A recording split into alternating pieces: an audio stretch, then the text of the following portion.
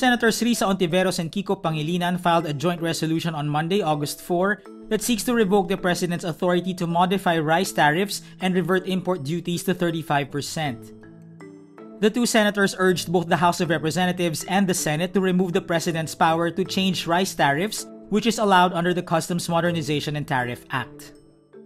Ontiveros and Pangilinan say lower tariffs and the drop in global market prices constituted, quote, a perfect storm that has severely devastated the Philippine agriculture sector. The resolution read, quote, the plight of Filipino farmers is urgent and demands decisive legislative action to ensure they receive a fair return for their produce and to secure the nation's food future by prioritizing domestic production over unchecked imports. Groups blame the imports for the drop in palay or unhusked rice prices. The Federation of Free Farmers says the price of freshly harvested palay fell to 8 pesos per kilogram. They say this has caused farmers to lose an estimated 54.5 billion pesos in income during the first half of the year.